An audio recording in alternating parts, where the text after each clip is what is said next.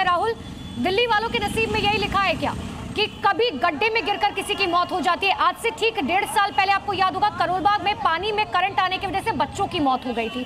और अब हम देख रहे हैं कि राजधानी दिल्ली के अंदर ही विदेशी नागरिकों की मौत हो जाती है। होटल में फंसकर अब तक 21 लोगों की मौत हो गई।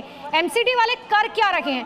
ना सेफ्टी डिपार्टमेंट की कोई जिम्मेदारी, ना एमसीडी की, ना एनओसी पास किया गया। तो और सबसे बड़ी बात है, बच्ची बता रही 1 घंटे बाद पहुंचती है फायर ब्रिगेड। देखिए, एक एमसीडी ही नहीं, तमाम जितनी जो सिविक एजेंसीज हैं इसमें एमसीडी हो, चाहे आप फायर ब्रिगेड हो, क्योंकि फायर ब्रिगेड की एनओसी भी यदि मिलनी चाहिए।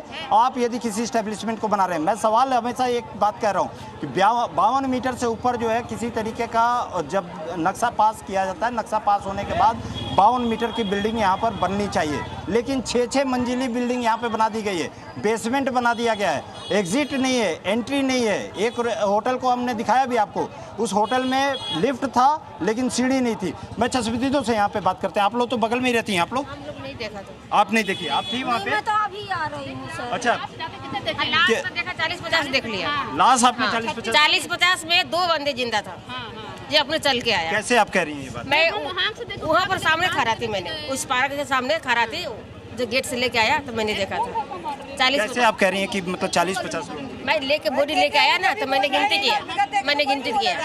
जब पुलिस वाला लेके उतारते थे, शीशा पीट रहे थे ऐसे वो। कौन शीशा पीट रहा? वो खिड़की के पास इतना बंदा सब शीशा ऐसे पीट रहा था, कोई बचाने वाला नहीं था। कोई बचाने वाला नहीं था? कोई नहीं आ रहा था। जने बचाए हैं। मेरे बेटा सब जितना सब है ना, मेरे बेटा ने उन सबको उठा के सबके हेल्प किए। यहाँ पूरा मोहल्ला के लोग बहुत जोड़ के उनको बचाए हैं। यहाँ के लोग बहुत अच्छे हैं, बहुत अच्छा से बचाए हैं। आप लोगों ने हेल्प किया, लेकिन अच्छा ये बताइए कि क्या फायर ब्रिगेड की गाड़ी आने में कोई बहुत देरी?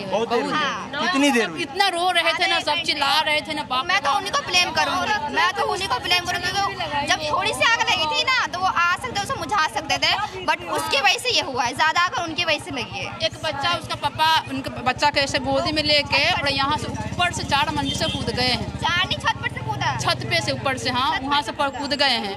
बच्चे को गोद में? हाँ, गोद में लेकर कूदे हैं। अब एक जने तो जैसे कूदे हैं वो मर गए, ऐसे कूदे हैं 4-5 जने, लेकिन एक जने जैसे कूदे मर गए, खत्म। गद्दा नहीं बिछाया गया, सर पे चोट लग गए। क्या करो? सिरके वाल गिरी थी, सिरके वाल। सर के बल गिर गए थे? कौन? तीसरी मंजिल से। तीसरी मंजिल से कूद गए थे? पाइप पे टंगे थे तो आग लग रही थी ना ज्यादा तेज, तो नीचे ठीक है राहुल, गद्दे पे। इन लोगों से, आसपास के लोगों से जरूर पूछिएगा आगे कि आखिर कितना पुराना ये होटल है, कितने दिनों से चल रहा था, क्योंकि इसके लाइसेंस पर भी आगे जिक्र करेंगे। लेकिन फायर ऑफिसर का क्या कुछ कहना है एक बार सुन लेते हैं। राहुल, लौटूंगी आपके पास। 8:50 पे दिल्ली फायर सर्विस को कॉल मिली थी। 8:51 पे गाड़ियों को भेजा गया था। इनिशियली 7 गाड़ी टर्न आउट हुई थी, फिर कॉल्स जैसे ज़्यादा आई हैं तो उसके बाद और गाड़ियाँ टर्न आउट करी गई हैं। जो हमारी टीम मौके पर पहुंची थी, उन्होंने आते ही 37 लोगों को इस बिल्डिंग से निकाला है, रेस्क्यू किया है, और अभी उनका स्टेटस मेरे पास नहीं है। हम पता कर रहे हैं हॉस्पिटल से कि उनका क्या स्टेटस है। सर, कितनी फायर टेंडर्स इसमें ऑपरेशन में इंक्लूड रही और क्या क्या सिचुएशन अभी बनी है, कि अभी भी लोग फंसे हुए हैं? देखिए, टोटल फायर टेंडर तो मैं आपको चेक करके बता पाऊंगा, अभी मेरे पास डाटा मुझे देखना पड़ेगा, लेकिन अभी कंडीशन ये है कि आग तो हमने बहुत जल्दी बुझा ली।